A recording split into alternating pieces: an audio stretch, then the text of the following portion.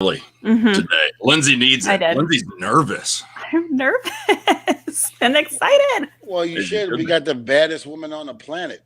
Yeah, which admittedly I never thought was going to happen. Devon for months, for a year now, has said, "I'm friends with Ronda Rousey." And I'm like, friends sure. with her. Yeah, sure you are. Okay, buddy. But here she is, ladies and gentlemen, a UFC Hall of Famer, a former WWE Raw Women's Champion. She is a gamer. She is the baddest woman on the planet. Ladies and gentlemen, Ronda Rousey. Hey, Rhonda. What's going on? No one. You know, I'm a little jealous here because we talked before we got on the air about your gaming chair, and I told you my two sons have the same exact one, but in black and red, and I love the blue because blue is my favorite color. So I love that. I love it. Blue is my favorite color. I love it. Well, welcome to Table Talk, Rhonda. Listen, however much you want to sell it to me, I'll buy it from you. I'll give you the chair, then I can get a new one. You want it? I don't know if it can fit. It's like a tiny person chair. Thank you. That's great. So how the hell have you been? I mean, the last time I saw you, we were doing tables, the movie that we did, and that was pretty much the last time. How's it been since then? What's going on? Are you on 911, the television show 911? Is that correct? Yeah. In that show? Yeah. When I chop my finger off? Yes. It's still healing, though. It's still healing. Isn't it amazing stuff like that, how long it takes for it to go back to its normal self? It's incredible. Yeah, as long as I can make a fist, I'm happy. Like, my hand modeling career was always pretty far from me. I got like a plate and 7 screws in there. Holy cow. Whoa. Yeah. It's like bionic hand. Like the 4th time I've broken my hands. I don't know. It happens all the time. No big deal. I wake up, my hands Whatever. broken. You know. Do you not understand? Oh, trust me, I do. I broke all of them. All of them. And that was just an ECW alone. Oh my God, it was brutal, very brutal. Now, Rhonda, I got a couple of questions I want to ask you. In terms of you being in MMA and stuff like that, where did you start and why did you want to do MMA? Well, I got out of the Olympics. I pretty much quit judo before my prime. You're supposed to peak in your mid-20s, and I won a bronze medal in Beijing when I was 21, and I tried to come back for the next Olympics, and I just realized that like this isn't what makes me happy anymore, which to the disappointment of everyone around me. But I realized that I had no education and no work experience, and the only thing I was good at was throwing people down, breaking their arms, and it wasn't really applicable. And I got like a cocktail waitressing job in Crenshaw. I think that's the only job to help me get there. Like, oh, you're tough, you can handle it. So I had 2 options. I either wanted to become like a rescue swimmer for the Coast Guard, where you jump out of the helicopters. I was a swimmer before judo, and I love jumping off stuff. So it seemed like a great mix. I'm great in high pressure situations, but you're like required to move every 4 years, and I just wanted to after being in judo for so long, I just wanted to live where I wanted to live. Oh, okay. So I decided I had this crazy idea that I was going to go and do MMA, and my mom said, I quote, "It's the stupidest fucking idea I ever heard in my entire life." Thanks, Mom. Yeah, basically, I wanted to try and do judo to get funding to support myself, while I was training MMA. And my old judo coaches basically told me that they would do everything that they could to make sure that I didn't get any funding from judo if I wasn't if I wasn't going to go back there and train with them full time. So I kind of just didn't have any support or anyone believing in me, and I got super motivated by that. And you know what, Rhonda? I don't mean to cut you, but it seems like when people with stories like that, they always seem to make it, especially the ones that have dreams that want to, go into something. They know what they can do and they know the potential that they have, but nobody else believes in it. And all of a sudden, they wind up being the most successful thing that ever happened. And I'm not going to say I was the most successful thing in pro wrestling, but I made a name for myself, a good name, because same like you, nobody believed in me becoming Devon Dudley or, Devon Hughes or what have you. And all of a sudden, I make it and I'm on TV. Hey, I believed in you the whole time. You have tickets to Madison Square Garden? No, I ain't got no goddamn tickets to Madison Who Square are Garden. you? Shut the hell up. That makes perfect sense. Like, I'm not a name. I've been working my ass off 20 years for nothing, and I had the full support of my parents. I'm going to blame them. Thanks, Mom. If they wouldn't have supported you, you'd see that you'd have to prove people wrong, and that's the deal. Yeah. I was just coming to couldn't get realization. any funding for anything like that, so I got 3 jobs to try and support my training, and I was training full time. So I was working graveyard shifts on the weekends at 24-hour fitness. I was working as a vet tech at a dog rehab place. Oh, cool. And I was also teaching judo on the side. To the pets? Judo to the pets? Ooh, that's fun. I wish. I actually, my dog does have great Oshawaza defense. I used to put sleeper all the time. And she was really good at not getting tripped up. But you only want to trip up the dog's front legs because the back legs are really susceptible to tearing their little doggy ACLs. That's true. Yeah. Yeah. I am a vet tech. You can take the front ones all you want. The things you learn as a vet tech. Yeah, Lindsay's a vet tech. Mm-hmm. Oh, you are? I am. Yeah. Yeah, she's for 15 years. Yeah. Soon to be MMA fighter. This is true. Either that Surprise. or she wants to come to the school and wrestle around in the Devon W Academy, but we'll have to see about that. Whatever. I'd go if I could. But I believe now a lot of people may know this and some may not. But your mom was in martial arts as well and very successful. Now, my mom was way cooler than I'll ever be. She was the first American to ever win the world championships in judo. And she did this. Let me summarize her life very short in a nutshell. She got a perfect score in the SATs at 16. Oh, wow. Graduated college at 19. She won everything that there was to win in judo, but there was no world championships or Olympics for women back then. So then she starts working as an engineer in the 80s. She's a single mother. They start the world championships for judo. So my mom comes back to judo. And then she wins the world championships, and then she gets her PhD. Oh, wow. Wow. So, I mean, look, Rhonda, no disrespect, but, you were put out as the baddest woman on the planet. But after hearing the story about your mother, I think she was the original baddest woman on the planet. She was. If they had MMA back then, she would have destroyed. Oh, my God. She's the one that taught me, you have to because judo could be very political. Right. And in order to take the power away from the referees, my mom was like, if you ever leave it to the referees, it's your fault. You deserve to lose. You shouldn't ever let anybody else decide a match for you. So she taught me how to make it into a fight. And I knew that I could beat any of the women I was on the mat with in a fight. And judo was the most competitive women's combat sport at the time. I mean, it had the most participation in the world. And so by the time I was out of judo, I knew I could beat any woman in the world in a fight. So I already had all of the tools. And then my style of judo just happened to be perfect for fighting by coincidence because of my mom. So when the time came to do MMA, it was like I already had all of the tools that I needed. I just had to find a way, a striking system that enabled my strengths I already had. Oh, okay. Now we're going to go from MMA to now the WWE, which is more which I understand a little bit more than MMA. What was Piper? I know Piper. You idolized Piper. You were very good friends with the late great Roddy Piper. Was he your influence in wanting to get into WWE or get into pro wrestling? Oh, definitely. I mean, when I was a kid, I didn't realize how great he was. I was like a big Hulk Hogan fan. You and I both were. But when I started coming into MMA, I was trying to figure out what the women were doing wrong because they had great fights, but no one cared. And as an Olympian, you're supposed to it's all about the sport and performing, as good as possible and taking politics and everything out of it.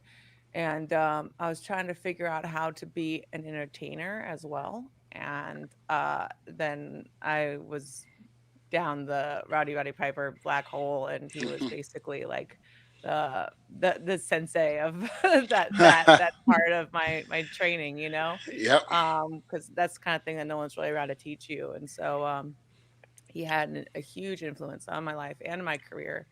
And I wasn't like trying to do an impersonation of him, but I was trying to take what he did and kind of do my own kind of spin on it, if that made sense. And that was Perfect to sense. create controversy in a fight. And so that something was solved by the end of it. So by the end of the fight, there was, you know, I wanted, before the fight started, I wanted, if everybody watching, to disagree about what they wanted to happen. If there were two people watching on the couch, I wanted one person to win and one other person wanted me to lose, and the fight to become personal to them. And whatever happened on the television screen with me fighting solved whatever happened in the living room with them. And I think that's something that Piper always did, and something I tried to kind of steal from him, and like really helped me to be an entertainer and not just a fighter. Now, when you spoke, I know you spoke to Piper, and when he gave you the name Rowdy, you asked for the name Rowdy. What advice did he give you if you were to enter the WWE, or because you were doing so well? I remember watching, you fight and could not, break away from you did the way you were, like behind the scenes before a fight or what have you, kind of mimic wrestling. I mean, and I think you and I talked about it when we were shooting the tables thing, how Muhammad Ali pretty much said that he got his stick from pro wrestling. He saw Gorgeous George in the ring. He went to go see the fight, and he said when he got in the back and he met George, he was like he couldn't believe that the character that he saw out in the ring was totally different to the person that he met behind the scenes. And it's a show. That's exactly what it is, like you said before. And if you can get the people to really bite on what you're doing, then you got a moneymaker there. And I think that's what you did, because as far as I'm concerned, the MMA at one point, UFC kind of, I'm not saying it was going down there, but it had a spark in the very beginning. Then it kind of died a little bit. Then all of a sudden, it seemed like people were using the pro wrestling antics to pretty much sell fights. And I think everybody's doing that, from boxing to even NBA to football. I mean, they all do it because they all trash talk, and some of them are very good at it. But the thing about it is, it's what attracts the people. Would you say that that's exactly what you were looking to do, just like Piper was? Oh yeah, definitely. I mean, I wasn't trying to go and be understood. I had noticed what a lot of the other girls were doing wrong is they were treating all their interviews like a Miss America pageant, and they were just trying to say everything right and make sure not to upset everybody. And I just tried to get as much of an emotional reaction from everybody as possible every single time that I had an opportunity. And like same thing, it's whether or not you would normally say something in that situation.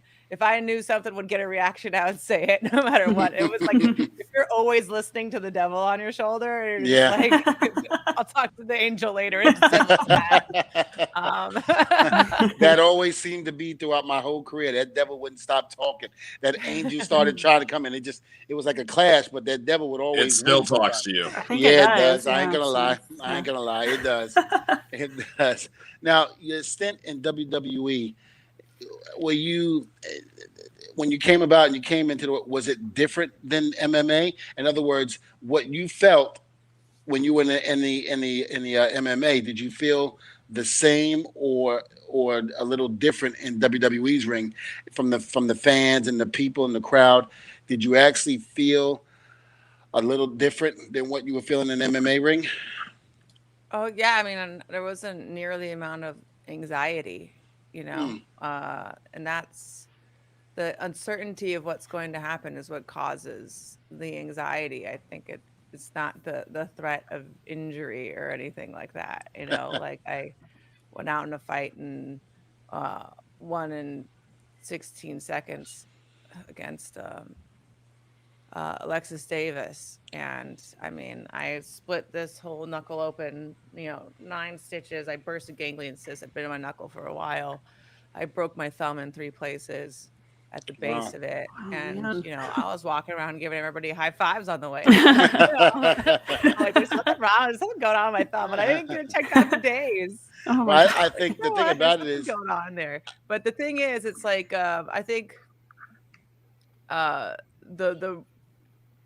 realism that comes in real fights comes from the anxiety and the stress and the weeks leading up to it, and you know, like your actual pride being on the line in a way that that I think taking that out of it, it just makes everything just so fun and carefree in comparison. Like wrestling is like all of the fun, all of the best parts, none of the stress. It's all of like how if I could make a match exactly how I would want to make it in order to make it as entertaining as possible, what would it be? And we get to do that.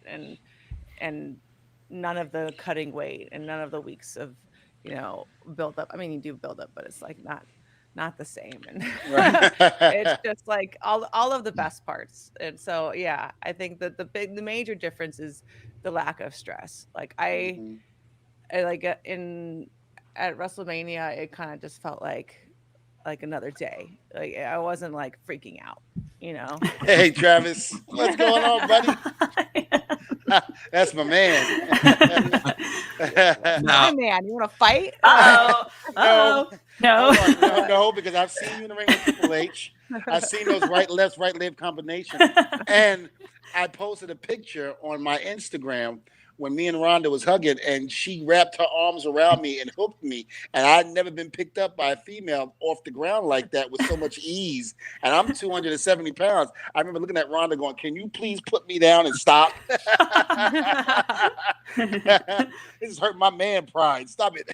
No, it's not strength. It's all like it's all judo, you know. It's technique. Yeah, this is great.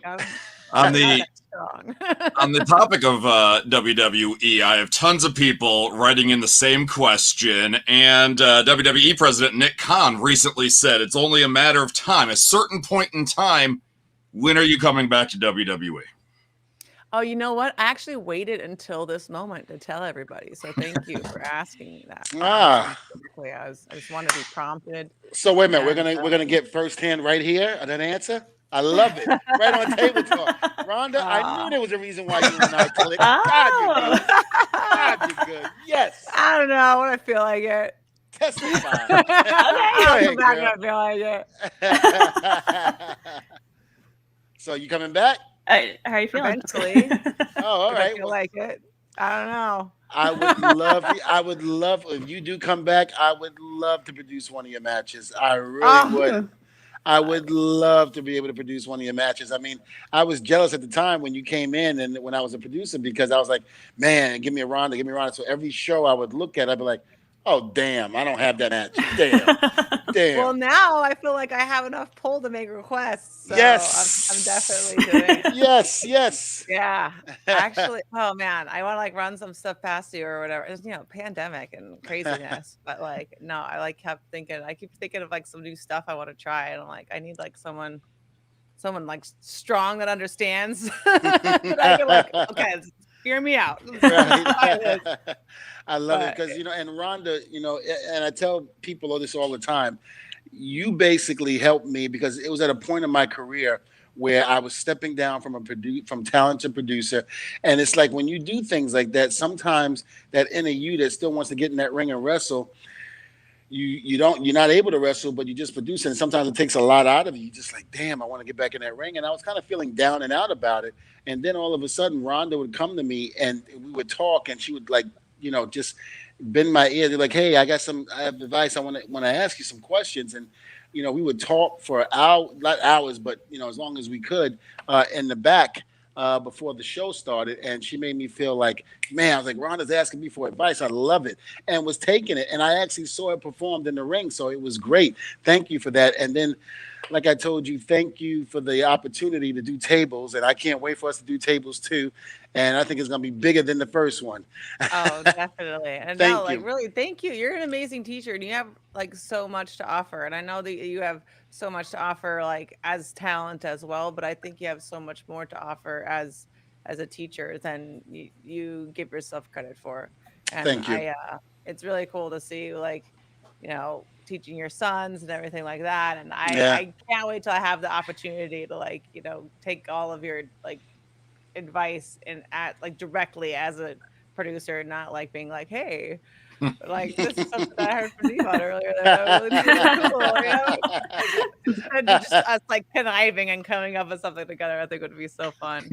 But yeah, you have so much more to offer than Thank you you. give yourself credit for. And I think that's what happens when you're really, really good at something. When you're Mhm. really, really good at one thing, you and everyone else will pigeonhole you into like, this is what you're good at. And it really kind of Mhm. closes your mind to everything else. And like, that's something that Trav was really instrumental in helping me learn. After MMA, he like drilled it into my head and made me believe that I am more than just a fighter. And it really felt like Mhm. that's all that I am, because that's all that people wanted out of me. But that's just all that they knew that I had to offer at the time. And unless you show them something else, that's all people are ever going to expect from you. Well, I will say this: I got to meet you not only in the arenas and this and that, but we got to meet you outside of the wrestling ring and got to talk with you and chat with you, spend time with you. And believe me when I say it, you're not just a fighter. You're more than a fighter. You're a great friend. The knowledge that you have in helping out and giving advice to people, tremendous. I mean, look at me. I was you could have shot you could have took me in the back and shot me out and wait for me to put the dirt over me. But now Rhonda gave me that boost of energy, and it was good to go. I thought you were saying because I like dragged you to like a remote location in the woods. That's what I was thinking. Well, I really could have just like brought him out there to kill him, and he oh, just was Okay. completely trusting. Like, no, listen, it's gonna be the great. worst part for me about that is that goats aren't supposed to be that damn big, okay? And They're that fat goat goats. was almost looking at me eye to eye. And then, not to mention, Rhonda takes me into the mountains in the woods, and I'm just like, okay, where am I going? And it's this one board, this one single board that you have to cross to get to the other side. And the goats are just like, no problem. They just going, going, going, going. And next thing you know, I start to get on the board, and two of the goats who were lacking behind was like, "Well, I'm gonna go knock Devon off the thing." I was like, "Oh shit!" And I'm like, "Oh shit!" And I'm like, "Rhonda, Rhonda," I was like, "Please stop the goats." She's like, "Devon, you're fine. It's okay. It's okay. Don't worry." I mean, these goats were huge, man. We had a great time up there. We did shooting, and it was great. It really was. Thank you, Rhonda, for having me out there and doing that. Oh, no problem. I'm glad you followed me with an axe into the woods. And I'll be like, "Hey, Dave, now that you're here, chop this table." Any new animals on the farm? Well, we got Aloy, who's new dog. So dog number Oh, 4, okay. which I was thrilled. He's not really letting me get any more animals. Oh, except for we do have a new cow, a new Uh-oh. Oh, heifer calf that is around Okay. the same age as Myrtle. Her name is Bonsai. We're gonna breed both of them. They're both full blood Japanese Wagyu. So they're gonna be permanent residents here. fun. And Oh, I yeah, can't I'll wait to take meet them. them. Oh, well, there's some sweethearts. Did you try any of our Wagyu while you were here? No, I didn't. Oh, we Uh-uh. gotta change that. Yes, We well, gotta next change time I'm that. out there, we definitely got to do that. Absolutely. Oh, well, thank you. What new projects do you have going on now? Oh God. Um, I'm doing well, ESPN announced that I'm doing like like kind of like my version of Peyton's Places. It's called Okay. Rowdy Places, where it's like I go and like interview different people about combat sports and combat cinema history.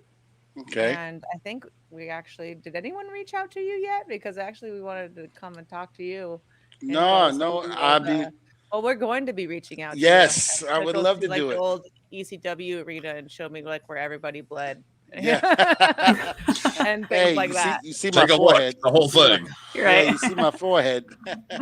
That's where most of the blood was spilled, right in that ECW ring. That's a badge of pride. So yeah, it's the kind of thing it'd There be you like, go. so expect for us to reach out, but for like us to go to like the ECW arena together All and for you right. to like tell me about the things that happened there and like Mm-hmm. stuff like that. It's more of like sports history. Boy, let me tell you, if the walls can talk in that place, oof, man. I know that's what we need you for. So that's exactly. sort of, God, what else is going on? Babe, can I talk about Browsy Acres? Not yet. Okay, so Browsy Acres. Boom. Wait, so much hair. Oh, bet we're first. Browsy Acres. So me and Chav have been raising the full-blood Japanese Wagyu for a couple years. Mm-hmm. And it's like completely changed our lives, actually being able to source our own food and really making sure that the animals that like sacrifice for our family have the best quality of life possible. And we're actually starting a business, starting very, very small with animals that we hand raise and being able to like share with people and kind of like making the highest quality of life for the animal priority. And it's actually like the highest quality beef that you could get in the world. Like this stuff is like $140 an ounce at a restaurant. Wow. And but you know, we just want to be able to kind of share it and see if other people appreciate it as much as we do, and really allow people to get to know the animals like personally and see how they're raised and how they're grown up. And we kind of most animals are bred one place and then they're sent by truck to somewhere else where they're, you know, on pasture for a while, and they're sent by a truck to somewhere else where they're at a feedlot for a while, and they're sent by somewhere else to like, you know, a slaughterhouse. They're sent to somewhere else to like processing. And so we're trying as much as possible to take all of the stress out of the animal's life basically, and have them always be with us, always be used to being handled, never stressed out. All of them are like, you know, like massaged, brushed, everything, like all like every single day. They're never stressed out around people. And basically if an animal is not stressed and happy its whole life, it makes a big difference. If you even don't even care about that, it makes a huge difference in the meat and the quality of meat. If something's been miserable and stressed out and it's been eating crap, you're gonna be eating miserable, stressed out crap. And so we're just trying to kind of change that industry in one small way. And one way that people try to change it is they try to reduce the demand, and we're trying to really like change the demand of like, hey, if you really want the best meat in the world, the best genetics, the best everything, you have to think about not just the nature but the nurture of it as well, and how it's treated really affects the final product. And like I've eaten at the best like 5-star restaurants all over the whole world, and I've gotten A5 Wagyu from like the best restaurants ever, and it tastes like crap to me. And like this stuff is absolutely amazing. It's like really, really healthy for you. It's got more like omega-3s and 6s in it than salmon. The melting point of the fat is actually lower than your body temperature, so it actually like melts in your mouth. It's just like I'll go on about it all day. Like I love cows. I'm getting hungry. And this is one of the things that I'm sort of hungry. This is one of the things that I've noticed about Rhonda is that she has the knowledge. She knows exactly what she's talking about. And there were times where we were sitting on her couch and she's blurring off all this. I'm like, how the hell does she know all of this? Like she can specifically give you every detail of what she's taking or what she's eating. And it's like, I don't even know. I just know it's a cheeseburger. I just put it in my mouth and eat it. I'm a high school dropout, so I didn't get like burnt out on learning. I just really love to learn. Like anytime I text Rhonda, I got to be careful. I make sure my commas in the right place because I feel like an idiot if it doesn't. You know how sometimes you text people and words is like, oh, you talk into it and then you send it. And you're like, I didn't say that, and you got to redo under the bottom. No, that happens once. If it's like an ongoing thing, like I had this ex-boyfriend who didn't know how to spell woman with an A. He would always fucking spell it with an E, and he'd be like, "Listen to me, women," and I'm like, "It's not spelled." Oh God! And so no, if it's like an ongoing, like you know, if it's like, oh no, I messed up, and I'm not gonna grammar police, but like. Maybe it was also just because I hated him. I just a little bit, yeah. But no, don't worry about your grammar around me. I dropped out of high school sophomore year. Like, you know, everybody else in my family is super educated. I'm like the dumb jock. That makes sense. No, you're not the dumb jock. You are the beautiful jock. I just want to say that. Ah, And I'm not thank just trying to you. get brownie points. I've told you that before. So just know that I said that. It's And yeah, great. and then also we got the gaming, which I had to take a little hiatus for renegotiations and stuff like that. But I should be getting back into it soon. Which I like hated not streaming for as long as I was because I was beating so many great games and like I couldn't like share it with anybody. Have you guys ever heard of Nino Kuni? Mm-mm. So No. you know what Studio Ghibli is, right? Though. Mm-hmm. Mhm. Yes. So they made like basically like a Pokemon game, like with all of their animations and their story and everything. Mhm. Oh. And it's absolutely amazing. You should try it. And I yeah, I I'm like not- was really sad when that one was over. I started playing the sequel, but it's not like turn-based, but it's still really, really cool. I'm like a lot of people don't like it so much because it's so different. But yeah, I've just been playing all of these great games and I've just been experiencing it alone. And I Oh. really miss Okay, it. what So I'm really happy to getting back to streaming as well Cool. again. And I'm sure there's a bunch of other things going on that I just there's so much going on at once a lot of the time that I just focus on one thing at a time. And so Yeah. yeah, I'm just That's all you really Okay. can I'll do. think of Yeah. something right after the call. Like, oh yeah, I forgot there's 50 other things that we're doing. All right. Just hanging out, basically. Me and Mr. Brown are hanging out. Mr. I love it. Absolutely Mr. love it. I Brown, we're just rubbing our cows and talking. I have one more question from a young lady from Melbourne, Florida. Her name is Jen. Jen and her friend Alicia. They were one of the questions was who did you like to work with the most in WWE? Ooh, who would I like to work with the most? Or who did you feel like you had the chemistry with the most in WWE? Who did I have chemistry with the most? Yeah. Mm-hmm. When you were in the ring. Well, in the ring, I mean, given the fact that we never worked together before and that we had a day and a half to put the whole thing together, I really think that me and Charlotte had a lot of great chemistry. Okay. But Natty, we had less time. That was my first match ever on the fly. And I was literally crying in the match because I was so afraid. And we just made it part of the story. But like the fact that we were able to actually just make up the match as it went along, I think that we had a really special kind of chemistry. Okay. That I would really love to actually have a match that we can really prepare for. But I think the one person that I'm like capable of doing almost the most with is like Naya, because she's like really, really strong and I don't have to worry about hurting her. Yeah. So like I feel like I've had some like great matches with her. I'm really glad that my first like singles was with her. But I think we've also kind of like gone through that storyline already. We've kind of like done all of that we could at this point.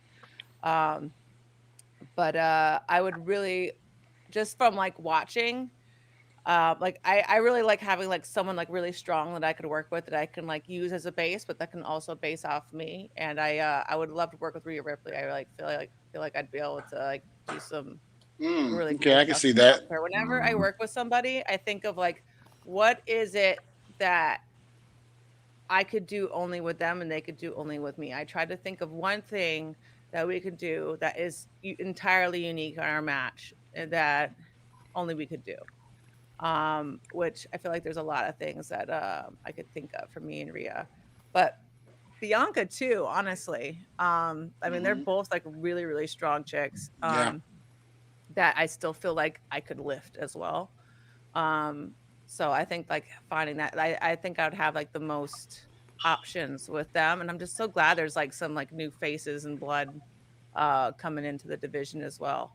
So, I mean, I think this is one of those things where like, you know, if I like won the Royal Rumble and I got to like, who am I going to do? Like, I honestly don't know who I would pick between them right now. But I think that would be like really, really exciting is to get in there with them. But yeah, that's my very non-committal answer. Well, That's good. well, there you go. There you go. Jen and Alicia from Melbourne, Florida. There you go. Rhonda answered it. Well, Rhonda, we can't keep you that long. We know you got to go. You got other projects and other things you got to do. Plus, I'm waiting for that phone call to get from you so we can go to ECW Arena and all of that and then start tables as well as that. But where can we find you on social media? Well, I was the first person to believe in myself. Everything is just Ronda Rousey. I'm Ronda Rousey on Instagram, on Facebook, on Twitter. I think that's all the ones I really do. And I do it all myself. So if you hear from me, it's really me. And actually, me and Trav, we both run the Rousey Acres Instagram, but I do it mostly. So at Rousey Acres on Instagram, if you want to see how all of the animals are doing. I'm probably more active on that than my own.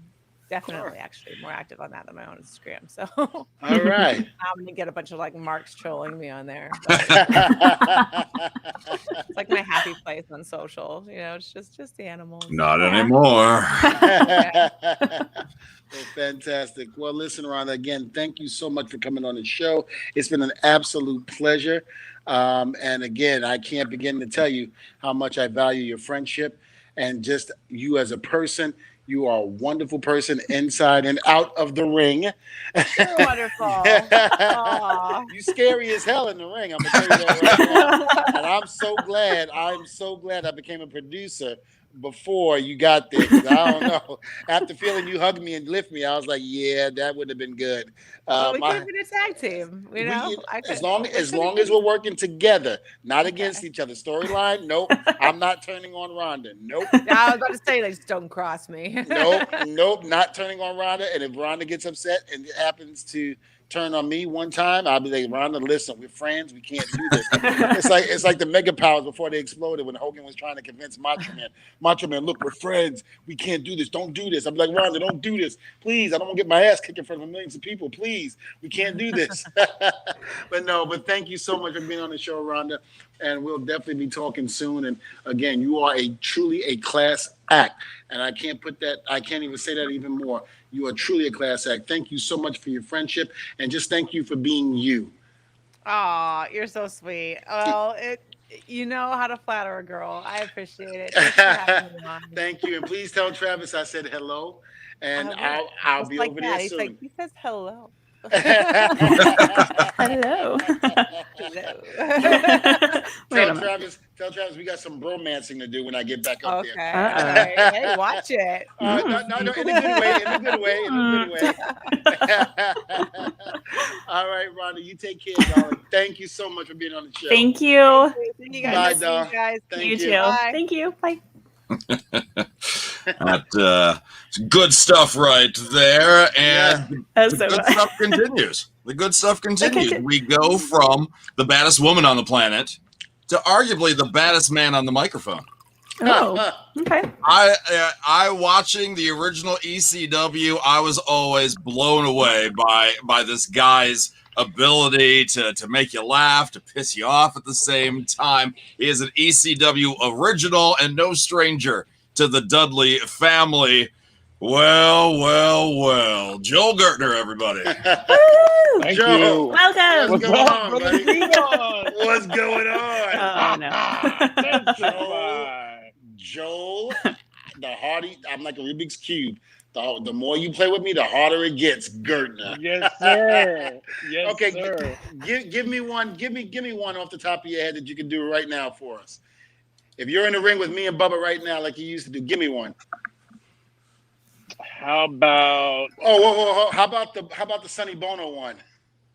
Oh yeah, I'm trying to come up with an original one. How about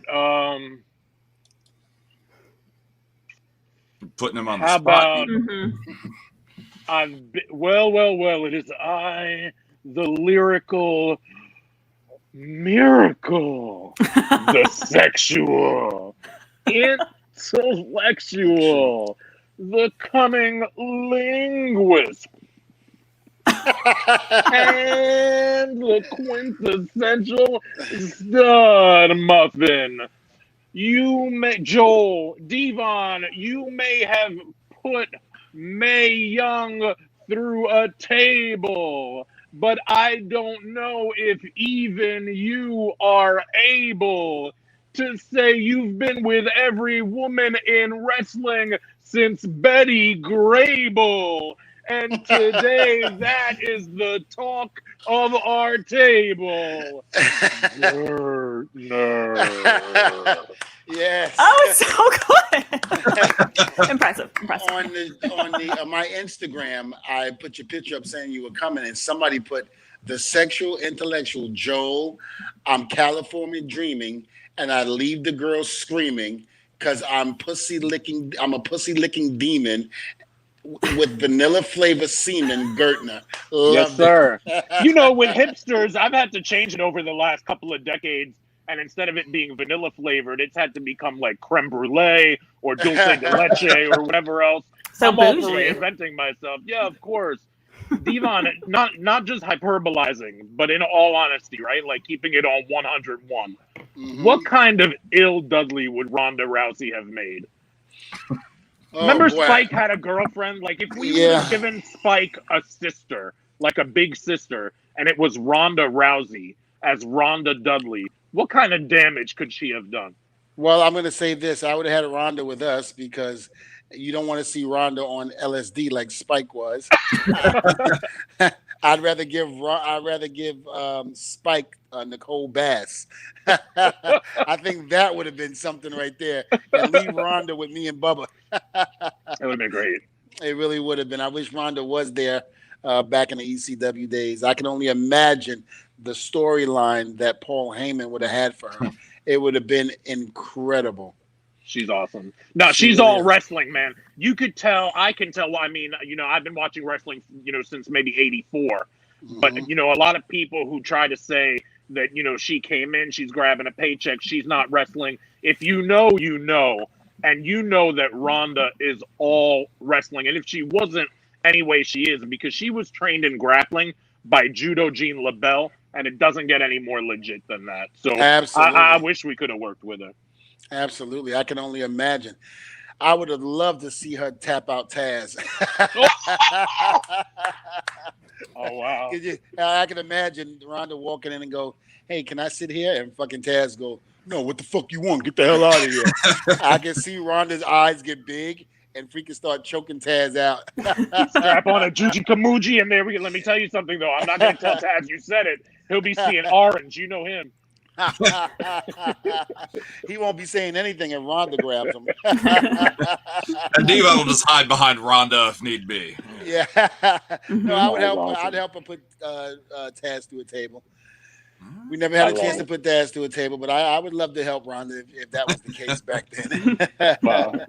You know, me and Joel had so many good times in and out of the ring, and you know, it was just a pleasure, my friend, to be up and down the highway with you, doing what we were doing, and just entertaining, making people hate us. But the thing about it was, we would come out and get so much shit thrown at us, and people trying to jump the railing. But the minute Joel would grab that mic, it would calm down, and then they would start just pissing in their pants with laughter. It was incredible. And but not to cut you off, but what made that dynamic towards the end even better is that we'd come out, no music to amp everybody up, but we come out, people hate us. People are throwing stuff. Atlas has to calm them down. Then I'm the one they love to hate. I get on the mic, and like you say, I dull it down just enough so that there's not a riot. But in the second half, in the later days, we would have Bubba take the mic from me and him get on the mic with a completely different kind of hate and vitriol. Right back up. And that's when that's when we started really trying to worry about riots and stuff, because like you say, it would ramp right back up. Mm-hmm. And I think the one that best suits that was the one where we almost got booted off a pay-per-view when he called some Hawaiian guy the F word, not the fuck, but the excuse my French, I don't want anybody to get insulted, but he called him a faggot in a Hawaiian shirt, and then told this mom that was sitting in the front row that her daughter that was right next to her was going to have 9 inches of black dick up her. Yeah, that was our kind of table talk. That's what you talk about. Hold on, look at Lindsay. Wait a minute, look at Lindsay. She's still drinking. I will continue. Yeah, Keep going. Oh, it was so good. It was so good. I mean, we had such good times. And the thing about it was, I don't think we realized just the effect that we were having on people. I knew we were entertaining them, but how years later people would still be talking about it, and they would, tell us how entertained they was, and how if they were having a bad day, they would turn on ECW, watch us, and everything was just magical again. I think that was the most important thing out of all of that. We were able to touch people even after we were done years later on the wrestling scene with ECW. ECW was so magical. I'm sorry, don't get me wrong. I appreciate everything WWE did for me, and now I'm even coming to terms with appreciating everything that TNA did, because I used to hate TNA. I used to put that out there. Yes, I know, but I'm learning how to bite my tongue on that and turn back and say, no, I had a good time. But it was something magical and special about ECW, and you had to be there in that locker room, and you had to be in that arenas to see what I was saying. Devon, it's unbelievable. I try to think about it. I try to put it in perspective, and I try to use logic, and I try to use numbers, and I try to make sure that I'm not blowing up my own head and just seeing a couple of people on Twitter that happen to come across the show one day. But it's not like that at all. When you really think about it, man, like, some people will try to tell you, first and foremost, it's just wrestling. So nobody's, and then within just wrestling, what we did was 25, 30 years ago. And then within that parameter, we were number 3 in some metrics in the war behind WWF and WCW. And yet, you think about how on TNN, arguably perhaps with not our best work, with not our greatest creative in the late stages on TNN, we had 1 million viewers on a network that 30% of televisions did not receive.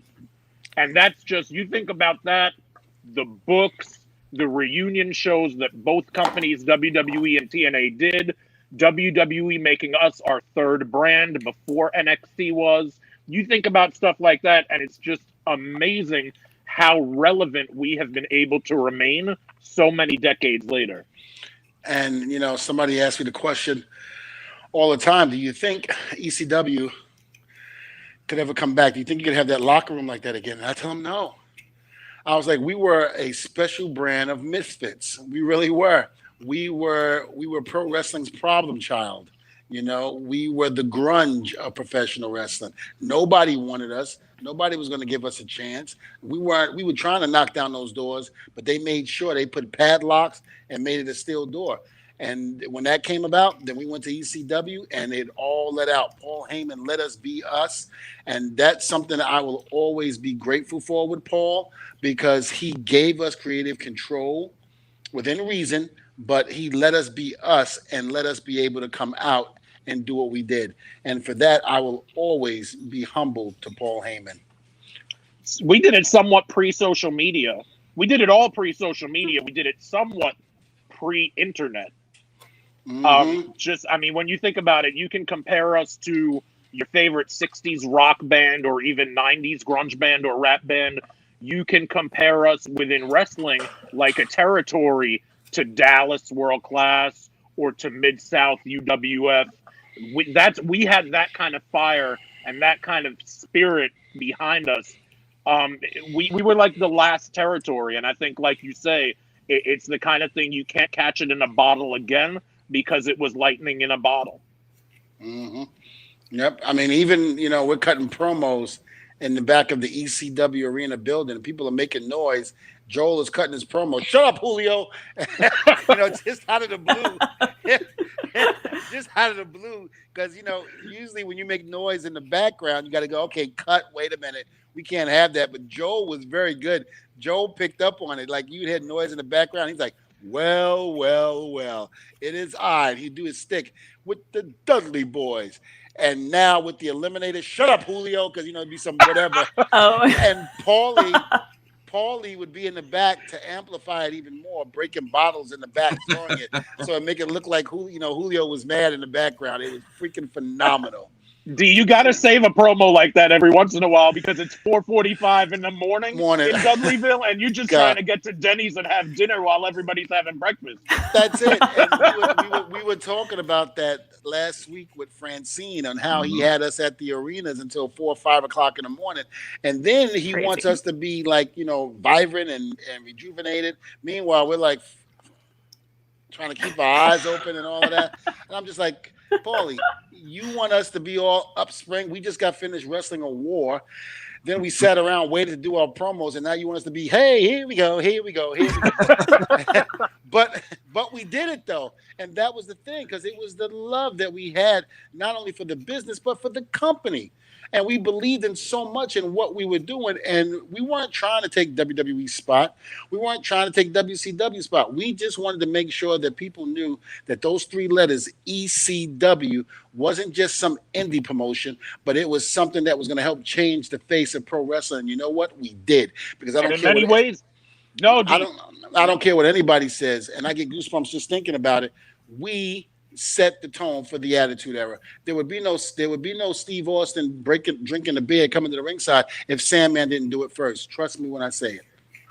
When it comes to the love from the fans, when it comes to the support, the loyalty, the brand recognition, and the halo effect, I gotta be truthful, man.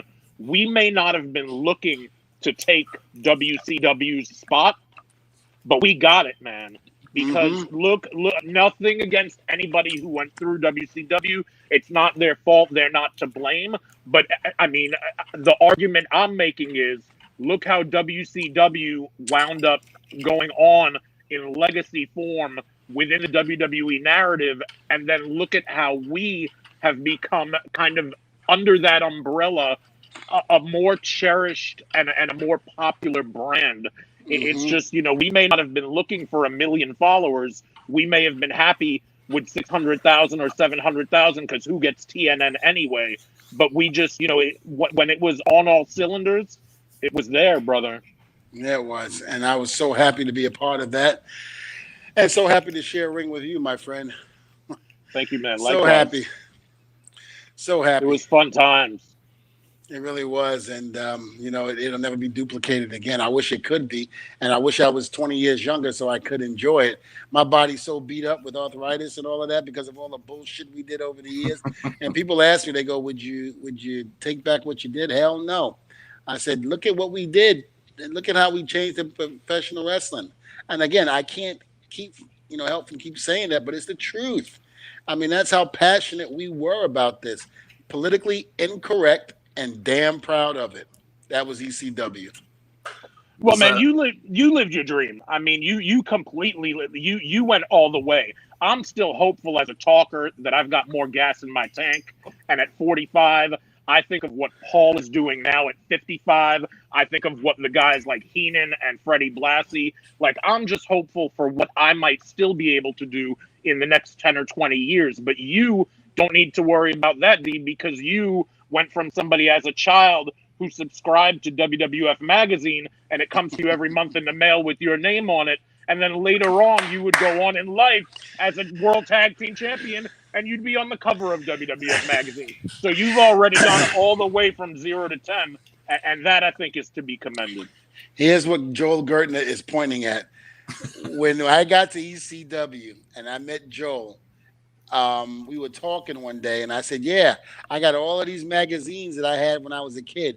And let me tell you something. You know how sometimes you see some of the fans, they come up and they want you to sign certain things and the magazine is like 10 years old, but they kept it in such mint condition that it looked brand new, like it just came off the newsstand. And that was me with my WWE magazines. It was in mint condition.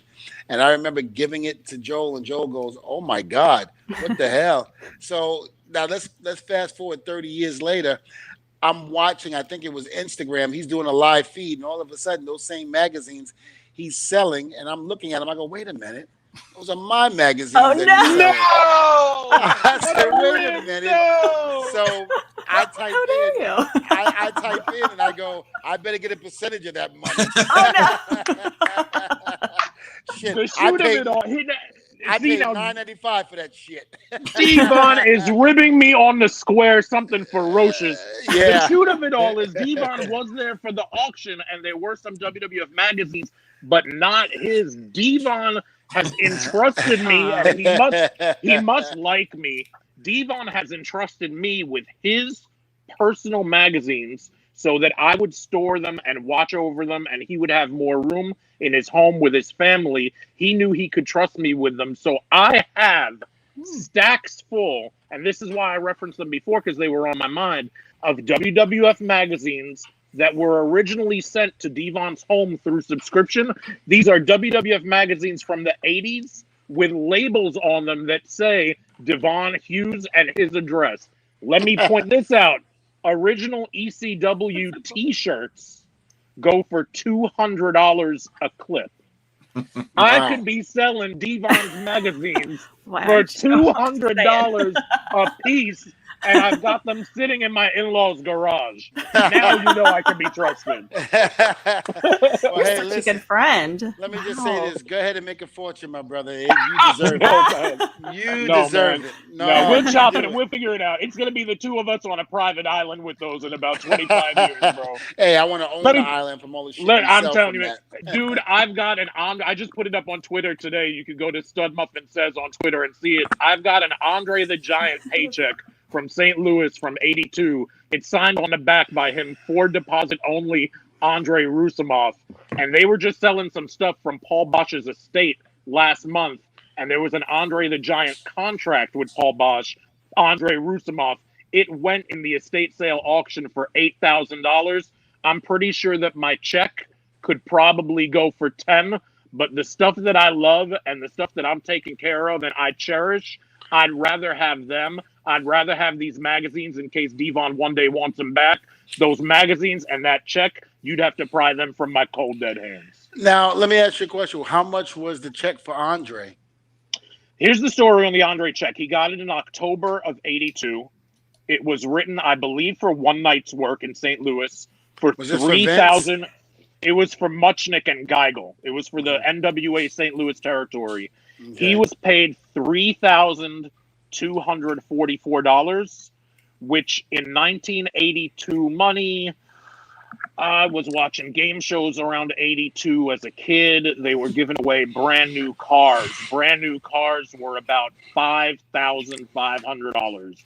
So this is 60% of that for one night's work. A car now is 20 grand. 60% is 12 grand. This is the modern day equivalent of about 10 or 12 grand for one night's work. What if I told you that this thing is folded in fourths? It's in pieces. It was folded and folded over. You look at the stamp on the back where the bank endorsed it and paid him. It was 3 months later in January of '83 in White Plains, New York.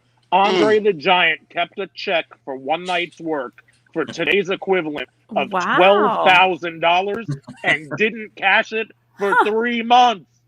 Hey, let me tell you, when and it's funny that you say that, because I remember, and I tell the story to friends, and I've never said it on the air out loud, that when I got to WWE, God, that during that Attitude Era, we made so much damn money that I had put some in the bank, and then all of a sudden these checks were coming in. I was just like, damn, another one? It was like one after the other. And finally I had this bright idea. I was like, let me see how long it takes for me before I need another one to be cashed. So I just kept piling the checks up on my desk to see how high it would get. And it was pretty high. So I get Andre's theory. I don't think he was doing the same thing I was doing, but it was just like, wow. Man, if I have a check for $12, I make sure to cash that right away. I mean, my paycheck's gone in like 5 minutes, so we had guys that were making low six figures, and this is in the '90s for an indie company working about 3 days a week and having the other 4 off. We had guys making six figures easy, a handful of them. Dude, I wasn't even in the ring, man. I was a manager, and I remember there was a time where we did well at the casino on the roulette wheel. We did something like we turned $40 into $4 grand, and I had the $4 grand in $100 bills. I had a stack of like 40 $100 bills, and this was in like 98, 99. I think maybe 99. We were about to go on TNN. I had that stack on the TV, and every time I needed money instead of an ATM, if I was going to the mall, I needed to buy a new suitcase, whatever, I would take $100 bills off of this $4,000 that we made at the casino because we were getting ECW checks on top of it. I mean, I can't imagine the money that you were making at WWF. Oh, it was insane, and I'm not gonna put it out there, but it was insane. I mean, to the point where I was like, I had to pinch myself a few times. I was like, I can't believe I'm making all this money. I mean, it was freaking incredible. And you got to remember, the Attitude Era was the most successful era of all time. So you can imagine the money that was being generated during that time. It was, I mean, again, a millionaire like over and over again. It was incredible. It really Wrong was. career choice. Should have been a wrestler. Should have been a wrestler. The mid '80s is the only thing anymore. that compares. The mid '80s is the only thing that compares by certain metrics, but I think you win. I think you're right because, man, you look at some of those Steve Austin T-shirt sales and Rock T-shirt sales. Steve Austin didn't need to get paid for working; he could have lived off of his T-shirts. Yeah, I mean that Austin 316 shirt with the skull and without the skull, just the black with the Austin 316. I could only imagine how much money he made on those. And the NWO shirt, man, you saw that everywhere. Listen, we're not talking about a couple of hundred or a few thousand. We're talking a couple of few million. I mean, that's how much money back then was really being generated. People understand. I try to tell the guys in the locker room all the time. You know, I'm like, man, listen, the Attitude Era was phenomenal time. The money, just everything that was going on during that time was just incredible. I mean, you had to really be there to see what I'm talking about. But you tell them like, hey, this was a really great time. Sucks to be you. You missed out, kid. Sorry. I was like, your mom and dad should have conceived you a lot earlier. Because you would have had the talent to be back there in the Attitude Era, but man, you just missed those paychecks. Good times, really, really good times. Of course, nowadays, Joel is playing the stock market, you know, following his socials. Guy's giving advice every single day. So you want to make some money, follow this guy. Yeah, I need to talk to you about that, Joel. I started wanting to do that as well. I started getting into the stock and do different things. And we'll talk more off the air, but my God, it's such a beautiful thing to do once you have the money to be able to go in there and do it, and how you can really make your money grow without doing anything. I can be sitting on my fat ass right now just waiting for the money to grow. Do you want to talk like, for sure, like you want to talk about just ancillary and residual income? Like you want to talk about how Steve Austin could have lived off his T-shirts and put the wrestling money away. You know, Jay Leno's another guy. Football players do it a lot. I heard Rob Gronkowski had a gimmick. But Jay Leno had an interesting gimmick when he was doing the Tonight Show on NBC, and that was his multi-million-dollar contract. He also had the freedom independently to take gigs, like he'd be at the Borgata, like Seinfeld does or whatever, and he would still work comedy clubs. Maybe he gets like $5 or $10 for each one.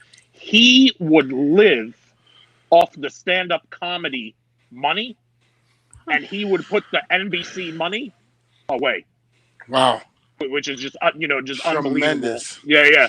So if you're smart with your money, I mean, if you're blessed and you're fortunate in this life, you're still not always. In some circumstances, maybe you have an inheritance, you come from royalty, rich family, trust fund, whatever. But if you don't, if that's not your deal, and if you're just working hard and trying to work smart and work fun and work less, you can still make a lot of money, and you can have that oak tree, right? Somebody sits in the shade 10 years from now because they planted an oak tree today.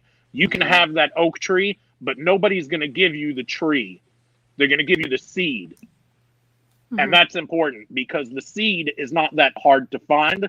It's money that you can scrape off of your own money. And what you do with it is completely up to you. Mm-hmm. Devon, so you understand, basically, if you take the Viagra now, in time, the 9 inches will, never mind, you know. What? Yeah. Listen, the 9 inches will go to 15 inches, trust me. Oh, okay. And it'll stay that way, too, because, brother, listen, if I take Viagra, I'm killing somebody. I'm telling you that right now. I'm killing somebody. We're talking about stocks, Devon. Stocks. So am I. So am I. I don't. Honestly, I don't understand stocks at all. Keep drinking, Lindsay. Don't worry about it. Cheers. Cheers. Oh man, this is great. This is really good table talk. I love it. This is great, Joel. This is a good table talk. It is. See, we start talking about 9 inches, and Lindsay gets upset and starts pouring more wine. You gotta love it. Look at her blushing right now. She's so red. What? No, it's my suntan. Your ass. The sunburn. It's no blush. Oh, goodness gracious. Well, Joe, we can't keep you. We'd love to keep you and come on the show, but where can we find you at social media? Thanks. Yeah, Twitter is Stud Muffin Says. Wow, there goes one of my earbuds. Oh no. The sky is falling. Oh no. That must be Lindsay thinking about stocks doing that. Sorry. Not the kind of stocks that Devon was talking about when he misunderstood Mo. But... I'm just confused all around, so sorry about the earbud. No, you're good. No, you're good. You're doing great. You're confused like Lucille Ball. You're confused like a fox.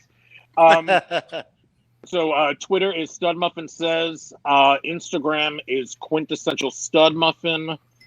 YouTube channel is Joel Gertner. Gosh, what else? I've got a 69-minute Eargasm podcast is available. Apple, Spotify, everywhere. Devon, I would love it if you would come on. Please, Devon, tell your story, walk your journey, motivate some people, and let people know about that kid who was getting those magazines sent to the house, who wound up on the cover of the magazine. We need to hear your story, so hopefully I can set that up for this month, this year, or whatever time that you have. Absolutely, I would love to do your show. I'd be more than happy to. We'll talk off the air, and we'll do that as soon as possible. And you just brought up something. It's phenomenal how I subscribe to the WWE magazines, and to know that I was going to be on the cover of that magazine one day was truly amazing. Who would have ever thought a small kid from Brooklyn, New York, would actually make it this far and to do what I'm doing. Unheard of. I mean, when you said that gave me, chills, because again, looking at those magazines, idolizing those magazines, and to only know that a few years later, I would be on the front cover of those magazines. Devon, not to cut you off, but to just, no matter who you are, no matter who, that kid from Brooklyn, even some people who are legacy and come into this business through their family did not rise to ranks that you got to. So it's your hard work, your dedication, the fact that it was always 1 foot forward, because honestly, you're a 1 in a million. I mean, no matter who you are, to have as many titles and accolades as you've had, watching it all the way from being a kid and a fan from the beginning, you do the math and you examine the circumstances, and it really is a moonshot, man. It's 1 in a million chance. So you really have achieved probably a lot more greatness than you even know. We'll talk about that on my podcast. I'm gonna cry. I'm getting emotional. I'm freaking tearing up here. Well, thank you. We definitely will be talking about that. Absolutely, indeed. Joel, thank you so much for being on this show. I'm going to hit you up after the show is over. We're going to talk about me getting on your show. And again, I can't begin to thank you enough for all the years of entertainment. I was just telling them on the pre-show, I said, it was funny. I said, me and Big Dick Dudley, I had no hair at the time, but Big Dick Dudley would take his hair and put it over his face. We're supposed to be these mean, bad guys. And if you go back and take a look at him, when Joel is cutting his promos, it is the quintessential stuff. And when he's done, Big Dick Dudley is laughing uncontrollably.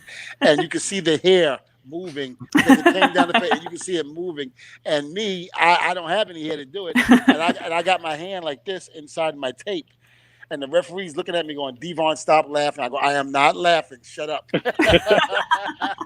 I'm supposed to be this big black militant bad guy. Meanwhile, I'm freaking cracking up in the background because of Joel Gertner. Oh, fantastic. Joel, thank you so much, my friend. Again, it's been a pleasure and an honor, and I value your friendship over the years. Thank you for coming on the show, my friend. We will definitely be talking really soon. Thank you guys for having me. Thank you. Thank you, buddy. Man. Appreciate that. And if you want a little extra from Joel Gertner, a couple months ago, I actually paid for a cameo message for Devon Dudley as a surprise. And if you're on our Facebook and on our YouTube at Wrestling Audio, you can actually check it out on demand, where he tells some stories about Devon being a ladies' man. Oh yeah, I had my time. I did. Had. I'm old now, man. Don't nobody want my cripple. Ronda Rousey just a few moments ago was like, "Ooh, you're such a chubber." I mean, just like, yeah, that's different. Talking about. That's because I'm scared of Ronda. Oh, okay. I mean, shit, the baddest woman on the planet. I mean, you can't mess with her. I kind of want to be